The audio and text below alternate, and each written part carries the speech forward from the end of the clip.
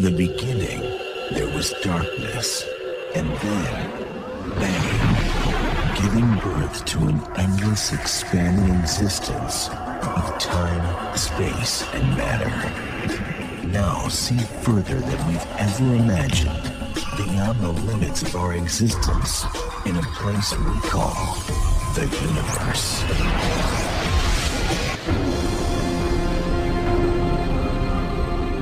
In the vast reaches of space exist objects and phenomena as bizarre as any science fiction writer's imagination. There are so many extremes in space that it's really hard for a human being here on planet Earth to imagine a lot of them. Picture a particle that can pass right through you. A missing planet lurking in our own solar system. And clouds filled with the alcohol we drink. The universe is filled with all sorts of bizarre things, but it's often the case that the strangest phenomena end up teaching us the most about the universe. They're outlandish, unexplainable, and unbelievably peculiar.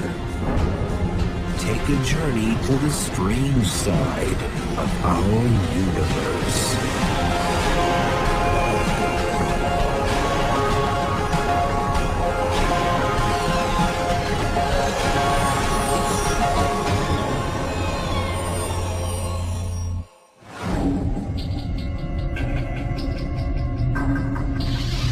From our Milky Way galaxy to remote regions billions of light years away, space is jam-packed with really weird stuff. It's hard to comprehend some of the concepts and things that we find in outer space because they're so profoundly different from life on our own planet. The more we learn, the less we know. So there's a seemingly limitless supply of strange things about the universe that remain to be discovered. The universe is filled with objects and all sorts of mysterious phenomena that we still don't fully understand. Strange as it may seem, astronomers have discovered interstellar clouds actually filled with the same kind of alcohol found in beer. One of the strangest clouds is one that's filled with organic molecules, in particular with ethyl alcohol. Now that, of course, is the alcohol we drink. And so the idea that there could be this huge cosmic distillery is kind of a fun idea. But in fact, that's correct.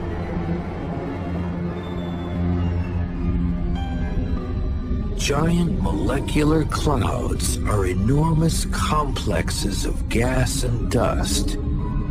Some of them are up to 1,000 times the size of our own solar system.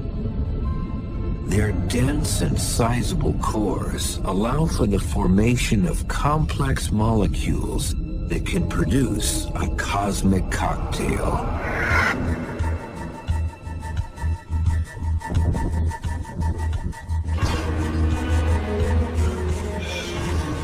In this microbrewery, barley, water, and yeast are used to produce alcohol.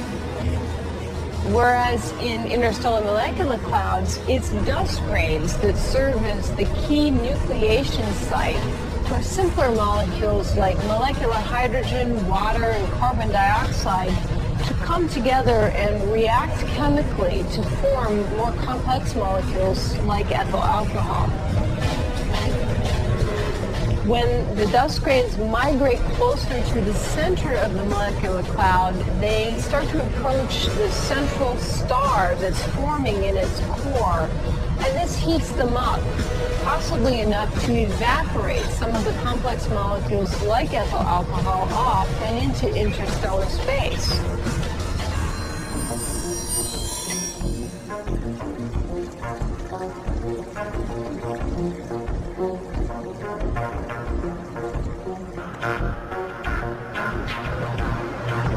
Thank you.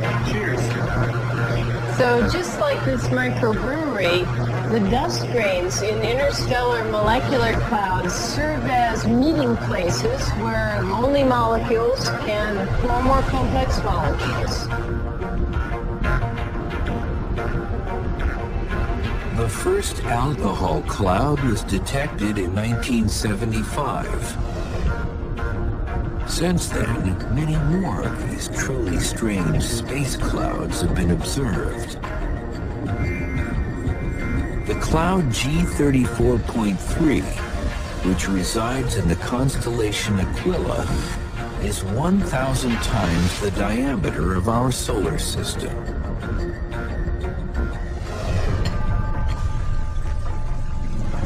In fact, in G34.3, there's enough ethyl alcohol to supply 300,000 pints of beer every day to every single person on planet Earth for the next billion years.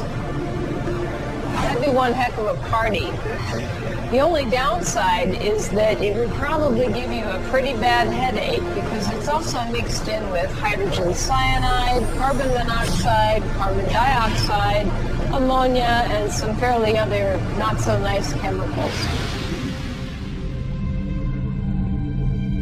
They may seem like inebriated clouds drifting aimlessly in space.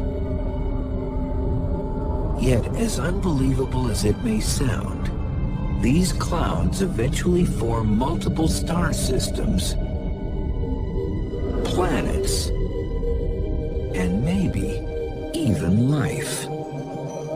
In the outer edges of the cloud, these frozen dust grains with their complex molecules still remain intact. And in fact, we know them today as comets. And it's thought that these comets may be responsible for bringing some of these more complicated molecules into the inner solar system. And in fact, they may have seeded our own planet with these molecules, which are the building blocks of things like amino acids, which we need for life. Our sun and Earth were formed out of an interstellar cloud, much like this cloud. And if you've got the right ingredients, the right organic ingredients, you've got the right ingredients for life. It may seem really weird that there's this giant cloud of alcohol floating through space, but one of the things that I love is how common organic molecules, alcohol being one of them, is throughout the galaxy and the universe. We find them everywhere. If you pulverize the Earth into powder, that's basically what an interstellar cloud is like. All the chemicals that make us up. Alcohol-laden clouds may have helped to sow the seeds of life on Earth. Yet, as incredible as it may sound, life itself may actually exist in other types of truly weird clouds.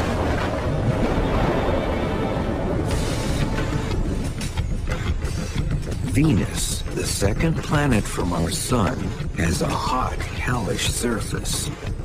Yet strangely, its clouds, which hover at an altitude of around 30 miles, bear temperatures that may be habitable for life. The temperatures are roughly the same as Earth's surface. The atmospheric pressure is about the same as Earth's surface. So you might say if life can exist here on Earth, perhaps it can exist in similar conditions on Venus. If life does exist in the clouds of Venus, how did it get there in the first place?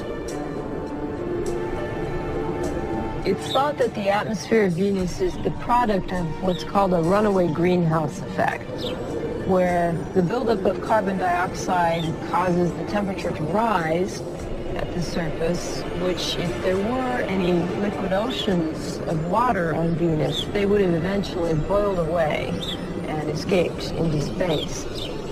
Then it may have migrated up to the upper, more hospitable layers of the atmosphere.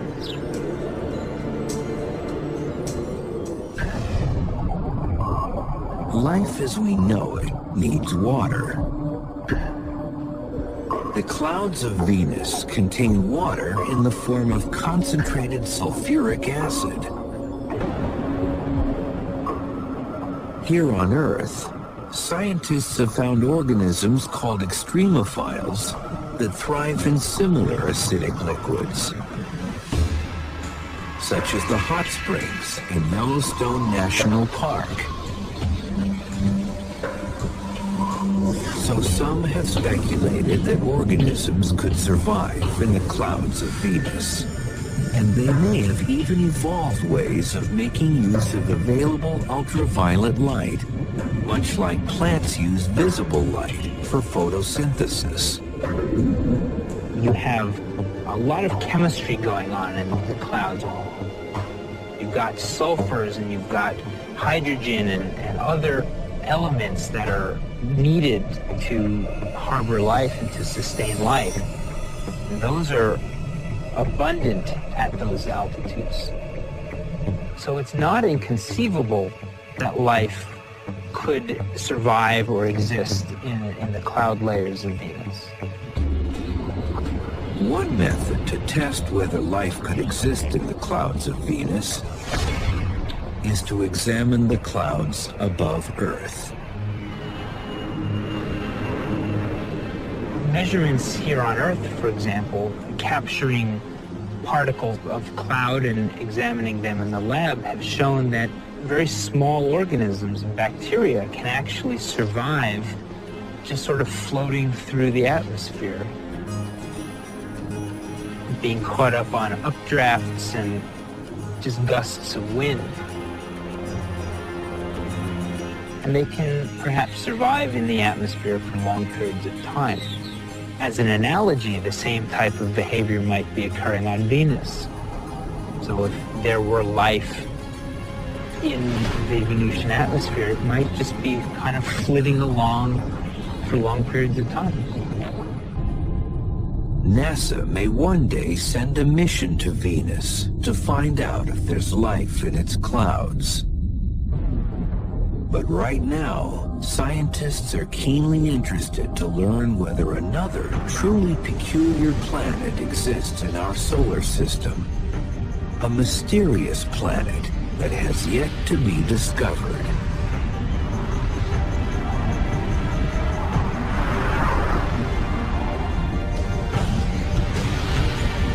Planet X is a hypothetical planet that may exist beyond Neptune.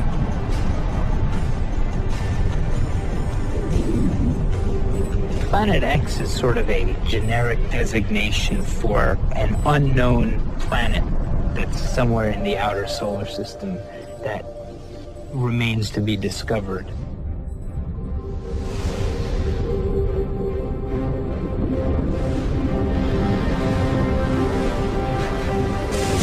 Astronomers began to speculate there might be a missing planet when observing the Kuiper Belt, a repository for icy rocks beyond the orbit of Neptune.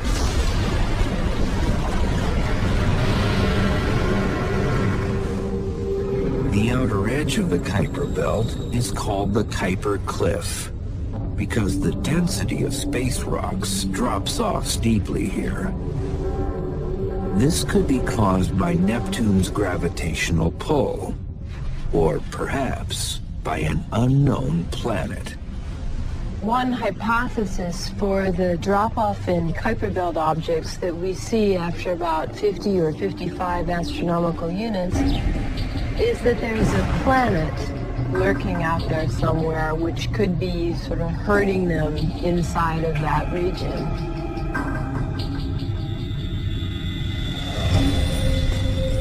Scientists have wondered for decades how many planets our solar system harbors. Is there really a Planet X?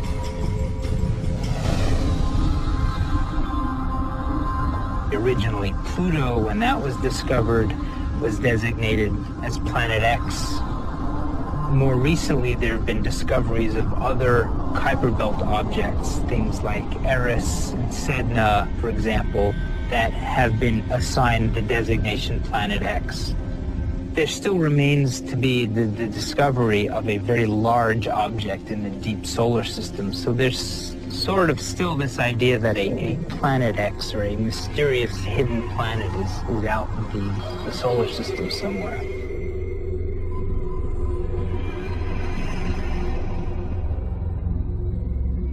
Scientists may soon solve the mystery of the so-called Kuiper Cliff. If a Planet X really exists, these cosmic sleuths will find it. We think that we should be able to learn whether or not there really is such a planet relatively soon with a new generation of large-scale surveys that are going to detect anything out there.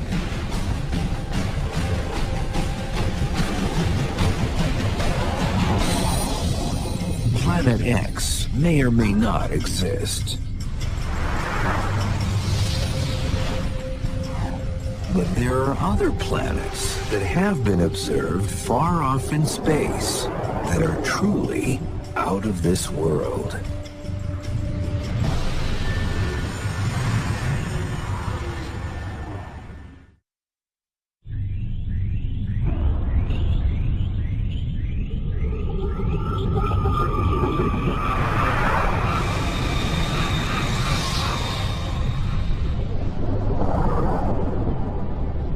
Our solar system contains some pretty unusual planets, but we're not alone.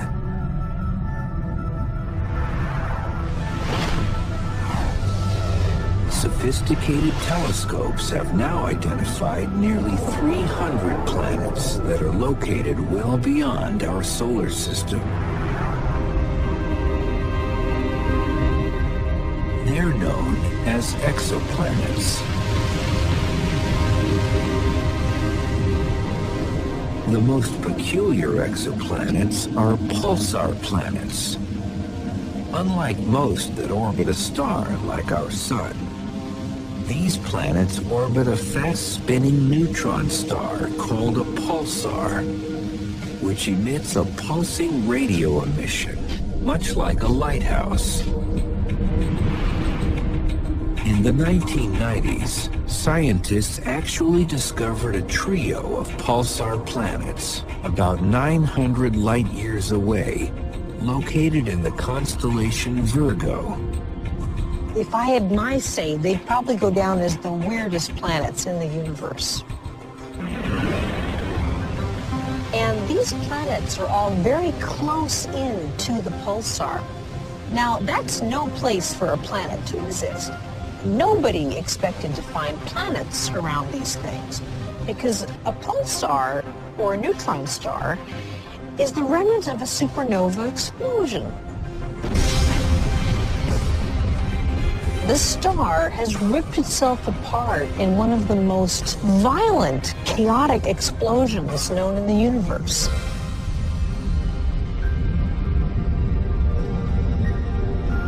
So what were planets doing there? This was a real surprise. There are 3 of these planets, and 2 of them are about 4 times the mass of the Earth, and the 3rd planet is about twice the mass of Earth's moon. So very small planets indeed. In fact, they orbit so close to their neutron star primary that they could actually fit within the orbit of Mercury. So they're very close in.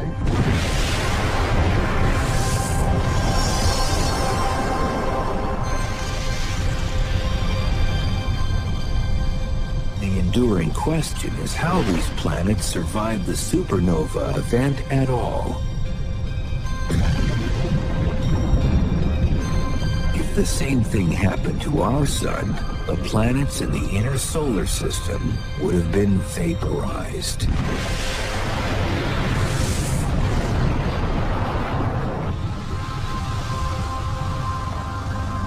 If those planets that we see were there at the time of the supernova and they survived it, they certainly would extinguish any life that might have been on those planets. There's no hope for that.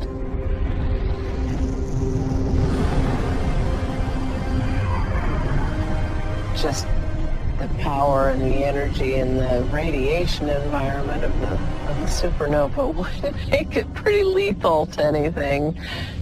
If the three planets weren't orbiting the star at the time of the supernova explosion, then how did they get there? Maybe these weird pulsar planets formed from the debris surrounding the supernova, the exploding star. Maybe there was a disk of material that was shot out, but it didn't quite escape, and it left a disk of debris from which planets then formed. We don't really know how these weird pulsar planets formed. They challenge all theories so far. Pulsar planets shed startling new insight into the formation of solar systems throughout the universe. If the pulsar planets formed after the supernova explosion, then they're important because they indicate that planet formation can happen in rather extreme, unexpected environments.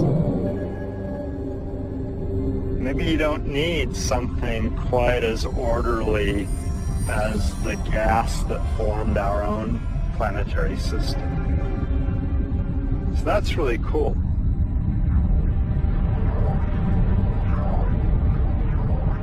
But if the planets were there before the explosion and remained bound to the star, that's an interesting challenge to theory as well, because it shows that somehow planets can remain bound in some cases. Pulsar planets are oddities, but the neutron or pulsar stars they orbit are also quite bizarre.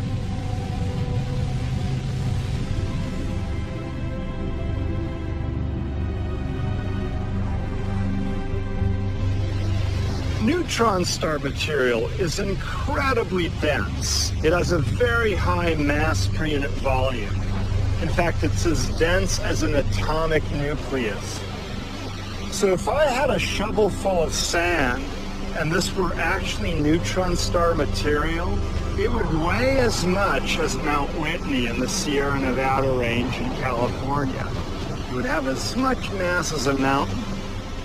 And a bucket full of this neutron star material would weigh as much as Mount Everest, the biggest mountain on Earth. Now, I can lift a bucket of sand quite easily, but if this were actually neutron star material, there's no way I could lift Mount Everest. That shows how incredibly dense neutron star material really is.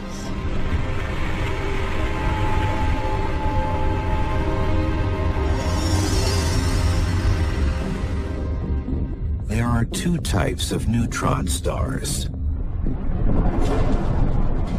Pulsars that spin rapidly and emit beeping radio pulses.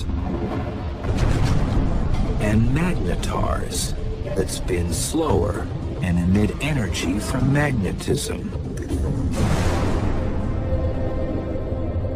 Magnetars, which are much rarer than pulsars, have the strongest magnetic fields known in the universe. There aren't any places on Earth where you can find magnetic fields as strong as you find them in a magnetar. But there's kind of a parallel with this Tesla coil. the Tesla coil is originally experimented with by Nikola Tesla, who was trying to figure out how to provide electricity without having to wire hose, but actually provide electricity through the air.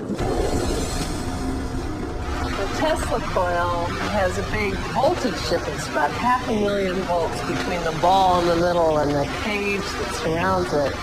And that gap is a release of energy that when the electrons fly through the air, it releases a tremendous amount of energy that you see in those sparks. A magnetar is kind of the same thing. It's a release of energy that you see in gamma rays and X-rays.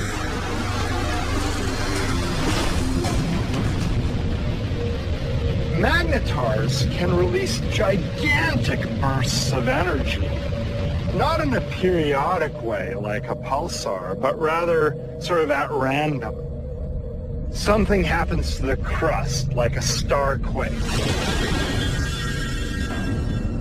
and a bunch of magnetic fields come together and release a tremendous amount of energy, which gets turned into X-rays and gamma rays.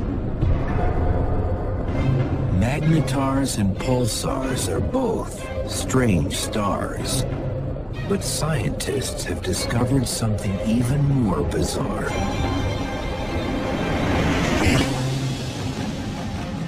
A star that acts like a pulsar and a magnetar. NASA's Rossi X-ray Timing Explorer has observed this unusual star ejecting 5 colossal outbursts of energy in the form of flares, which are characteristic of magnetars. They occurred 5 times between May and July of 2005. Each flare lasted less than a second, but released energy equivalent to tens of thousands of suns. There's been one case of a pulsar which went through several magnetar-like outbursts that require this much stronger magnetic field and some sort of a restructuring of the magnetic field that suddenly releases a lot more energy than a normal pulsar. So we have at least one case of a link or a missing link between pulsars and magnetars. A pulsar that later showed some magnetar phenomena. The pulsar-magnetar combo star is fairly young, less than 900 years old. So astronomers think neutron stars may begin their lives as magnetars, then settle down and become pulsars.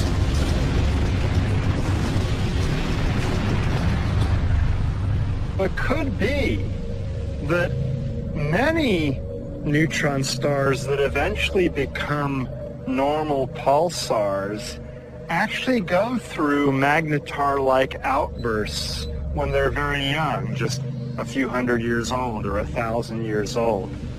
That could be the critical link. We're seeing this one when it's much younger than most pulsars that we see. Some unusual stars exist in the cosmos. But there is equally odd, small stuff in space. And recently, scientists have solved the mystery surrounding one of the most elusive things in the entire universe.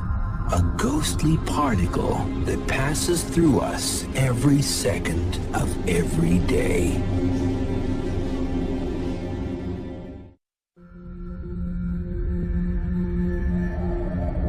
The universe lays claim to infinite numbers of abnormal planets and stars.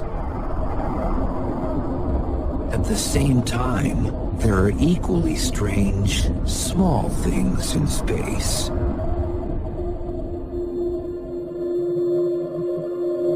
Human beings and most of the universe are made up of normal matter, which primarily consists of 4 fundamental particles.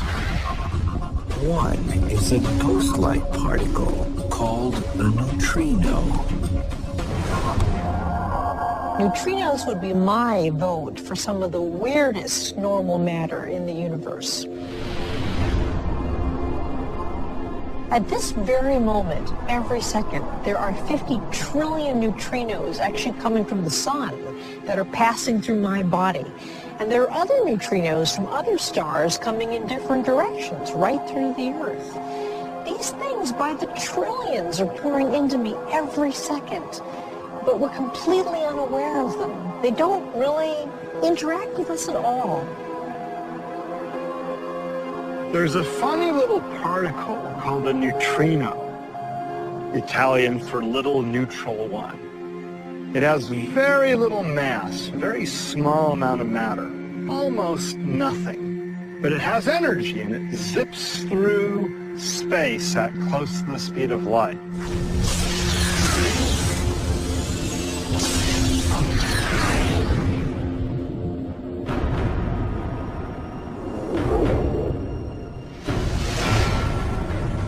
These things are so non-interactive, but if you imagine a light-year thickness of lead and you shined a beam of neutrinos toward it, half of those neutrinos would make it through that light-year thickness of lead completely unscathed.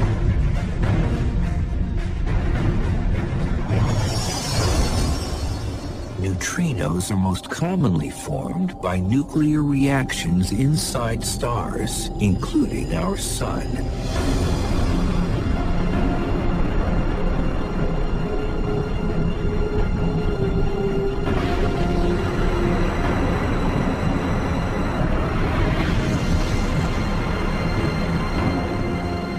About 60 billion solar neutrinos pass through our thumbnails every second.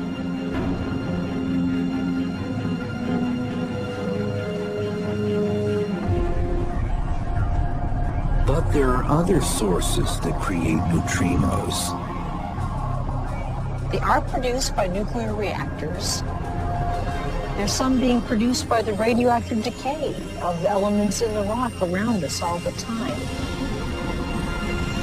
And there are others that are actually produced when cosmic rays slam into our atmosphere. And they hit the atmosphere literally with the force of a 100-mile-an-hour fastball.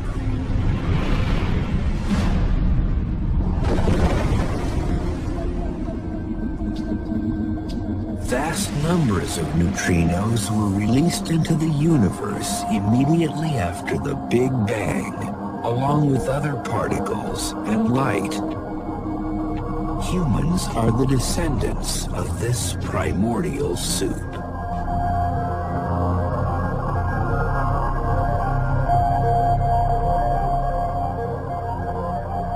Neutrinos are unusual small objects,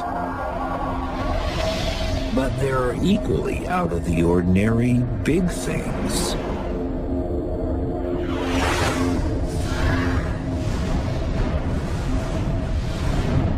Asteroids are the rocky leftovers from the formation of the solar system.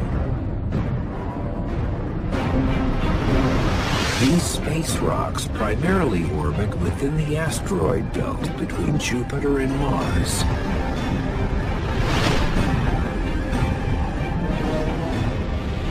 Among the billions that inhabit the asteroid belt, there's one asteroid that's truly eccentric.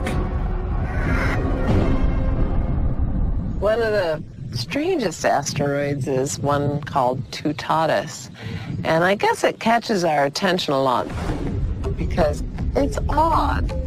It's not perfectly round.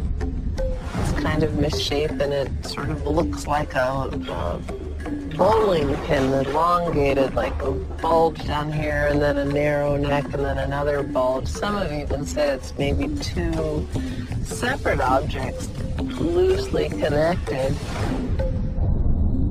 It's got a strange rotational period where it's sort of tumbling, kind of like a badly thrown football. It's not spinning along any of its primary axes.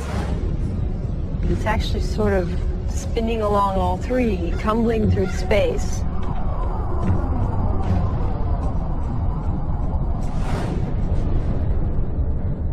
Toutatis also has a highly elliptical orbit, which carries it from the asteroid belt to inside the Earth's orbit. It's an Earth-crossing asteroid, and that puts it in the danger zone as something that could potentially strike us. In September of 2004, Toutatis got too close for comfort. The asteroid came within 1 million miles, or about 4 times the distance to our moon.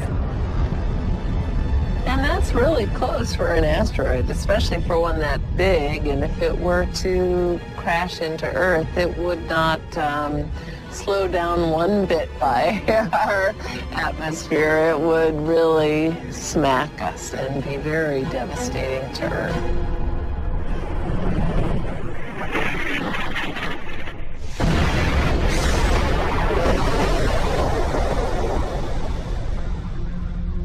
The next near passage isn't until about the 26th century, so hundreds of years away. So we're in good shape with Toutatis, but we have to keep an eye on it.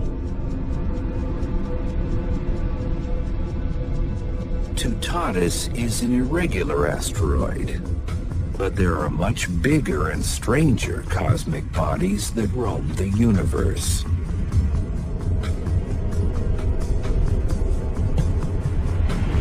A moon, also known as a satellite, is a celestial body that orbits a planet, or a smaller object such as a dwarf planet or asteroid. About 240 moons exist in our solar system alone. And yet, Earth's moon is the only satellite in the solar system that perfectly eclipses the sun.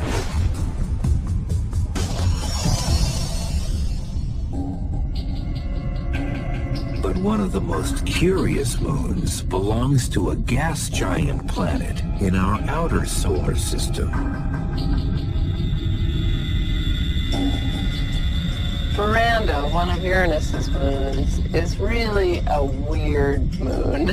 It's very small. It's only about 290 miles across, so it would tuck neatly in the sort of New York to Washington corridor. But it is completely, a mess. Miranda has been named the Frankenstein moon of our solar system because of its haphazard surface. The surface has all kinds of features and canyons and flows and cracks, and it looks like it's just been through the ringer, that it's been through something. Even though it's only 290 miles across, it has canyons that are 12 miles deep.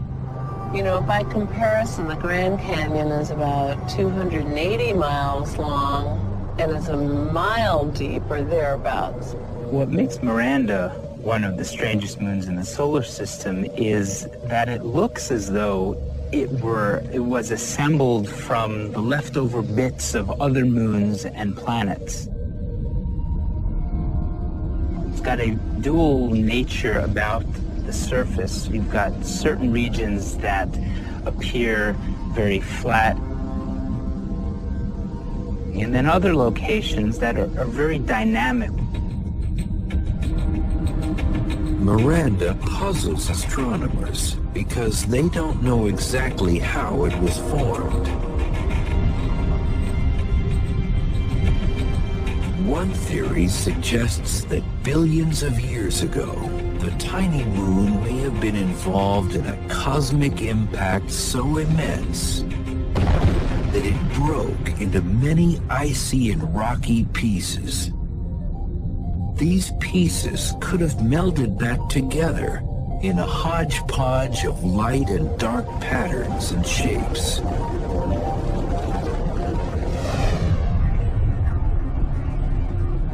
But an alternative hypothesis suggests that Miranda's surface is the result of faulting. When enormous stresses build and push large rock masses beyond their limit.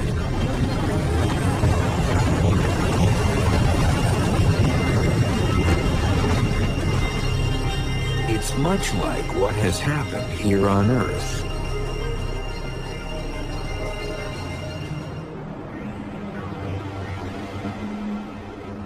Vasquez rocks here in Southern California, what we see is the result of two plates on Earth's surface that are sort of pushing against each other, imparting a large amount of stress.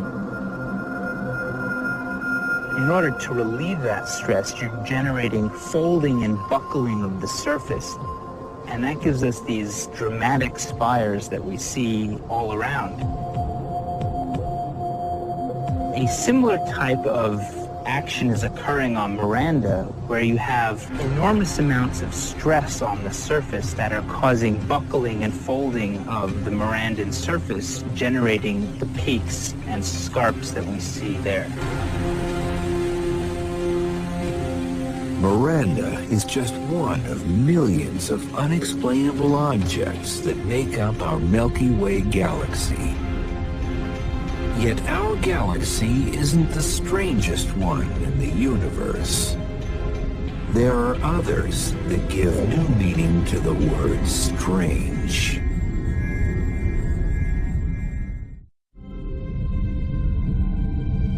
Galaxies.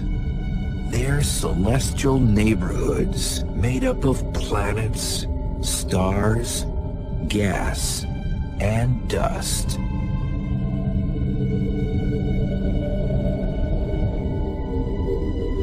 At least 100 billion of them exist in the observable universe.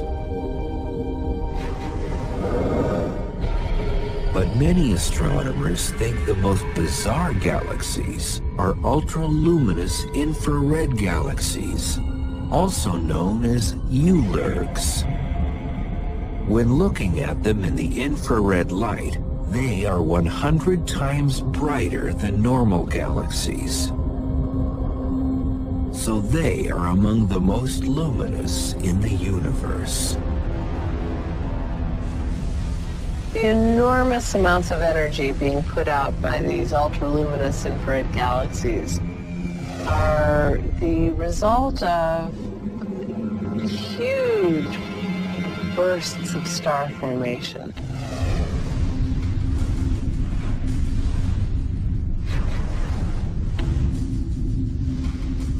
In our galaxy, about one new star the size of our sun is born every year. But in ULIRGs, about 100 new stars are formed yearly. Stars are formed out of interstellar gas, and they're surrounded by dust, and you can't really see the stars forming. But all of that energy heats up the dust, which in turn glows in infrared light. So you're seeing all of the energy of all of these generations of stars being absorbed and re-radiated in infrared from the dust in these galaxies. So it's like there's a shroud over the galaxies, but the shroud itself is glowing really, really brightly.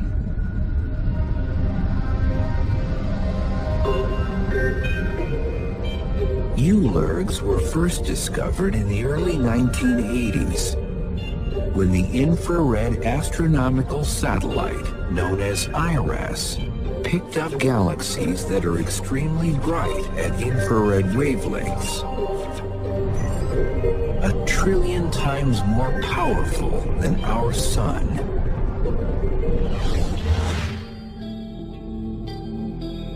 One of the most luminous ULIRGs has been identified as F15307 plus 3252. It's located 7 billion light years away in the constellation Boötes. The numbers in those names refer to the direction, the coordinates in the sky where you can find the object. This one is very bright, very, relatively speaking, distant, and is a very exciting find because there's just so much star formation going on in it. You want to understand, why is that the case? How did it happen? What triggered this enormous amount of star formation that we're seeing? One hypothesis has been that these galaxies are very active because they're the product of either mergers or near misses with other galaxies. When one galaxy passes close by another or actually hits it, you can have compression of a large amount of gas, which can set off huge waves of star formation, or can very efficiently funnel gas into the central black hole, causing a lot of heat to be produced in the surrounding accretion disk. But this is still an active area of research right now as to exactly why this process happens to make these unusual galaxies.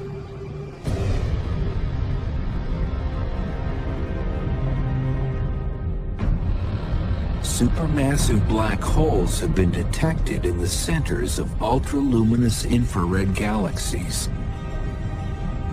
They're regions of space where gravity is so strong that nothing can escape it, not even light. But there's an even stranger breed of black holes that may also exist. Miniature black holes are hypothetical objects smaller than atomic nuclei. Unlike their stellar mass and supermassive black hole cousins, mini black holes have never been observed.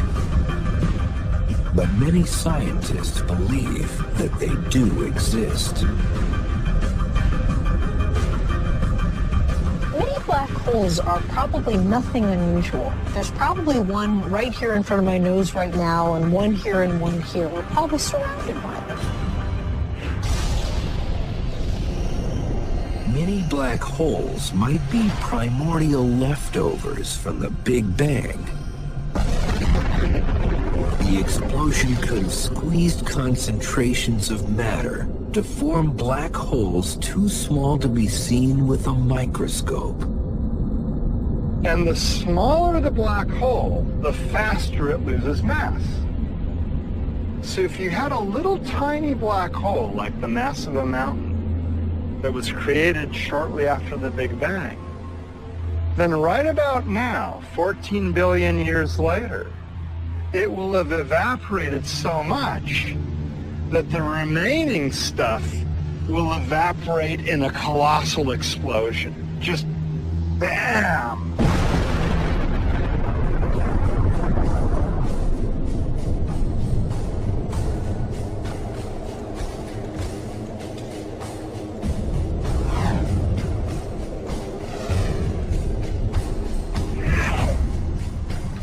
Scientists may prove many black holes exist by manufacturing them temporarily here on Earth. In Switzerland, scientists have built the Large Hadron Collider. It's a particle accelerator, hopefully capable of slamming subatomic particles together to replicate the energies that existed less than a second after the Big Bang. The Large Hadron Collider is going to be able to shoot particles very fast at each other. And for an instant, there will be a lot of mass in a tiny little bit of space. And it may actually succeed in popping off little mini black holes.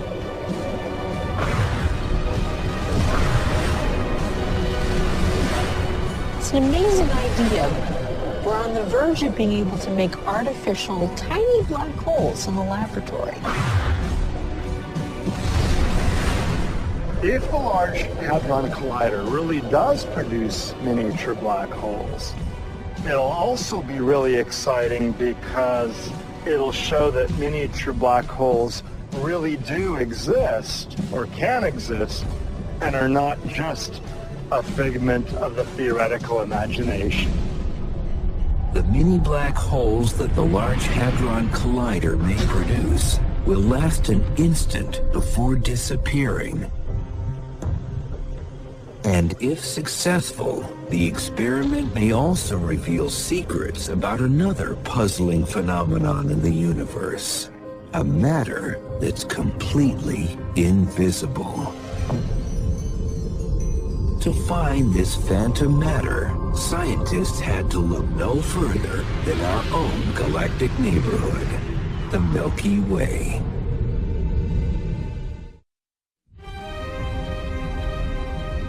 Strange as it may seem, planets, stars, moons, and galaxies make up less than 20% of all matter in the universe.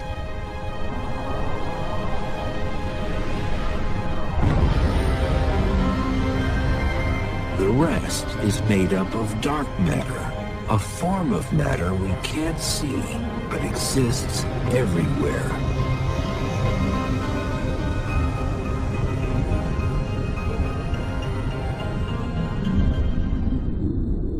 Dark matter was first inferred in the early 1930s, but very few scientists bought the concept at the time. But in the past 2 decades, the evidence for this invisible phenomenon has become overwhelming. As people began to map the Milky Way galaxy, they noticed that the stars at the very edge were moving so fast they should have actually flown off the galaxy. But they're not. They're being held together by something invisible, something that's adding more attractive force to the galaxy, more gravity. But we have no idea what this could be. It's kind of strange that a lot of the universe we can't even see. We detect dark matter because it interacts gravitationally with mass that we do see. Galaxies spin faster than they should, counting up the amount of gravity that you can see from the matter they have. And if that gravitational attraction weren't there, the hot gas would disperse. So we know there's more gravity than we can account for by the mass that we see. And that is just simply called dark matter. One method to measure dark matter is to look at hot X-ray emitting gas and how it's contained by the gravity present in it.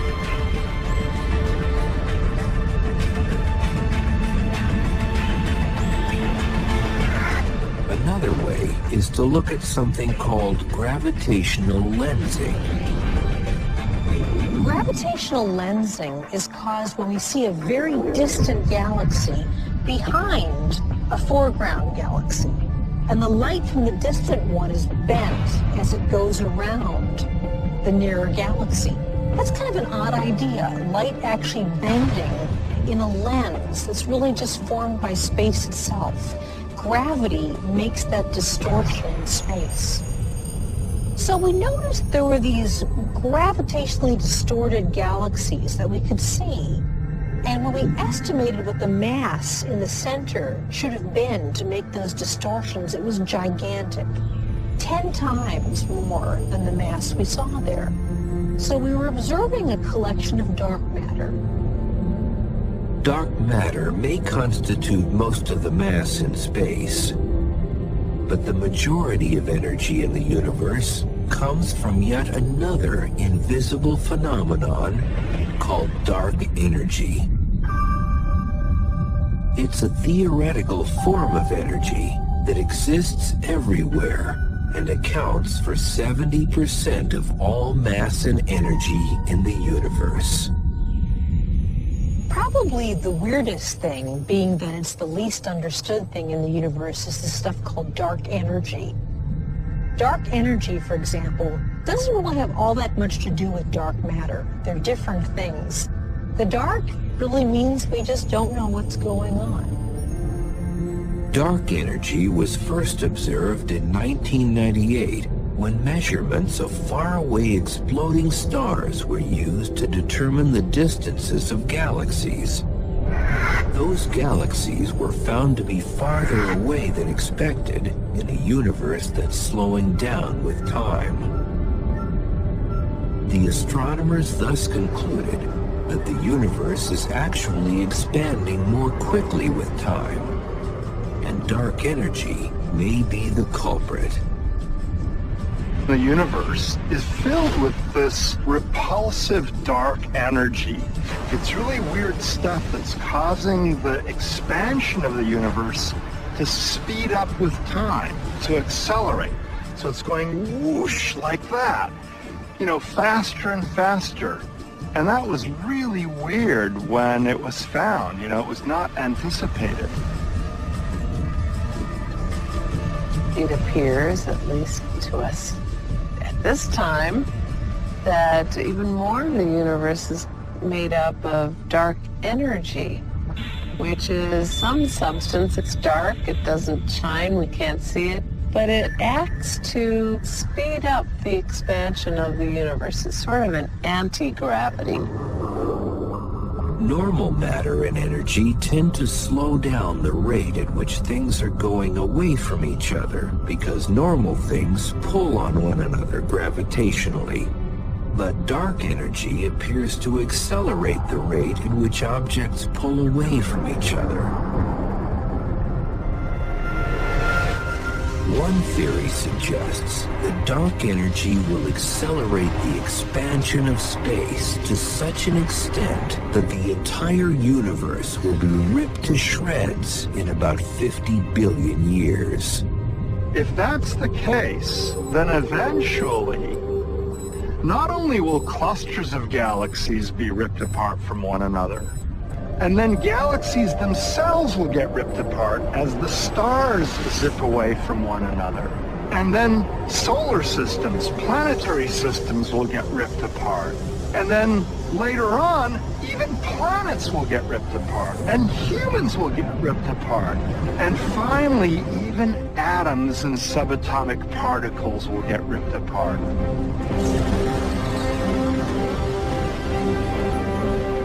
The universe is full of odd and interesting things, but the most peculiar thing in the universe may exist in our own backyard.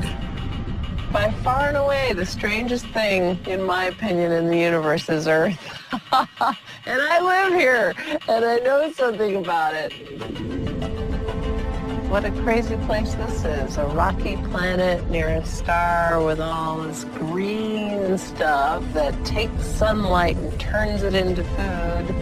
That's strange, but, you know, to others, there's nothing particularly peculiar because it's home.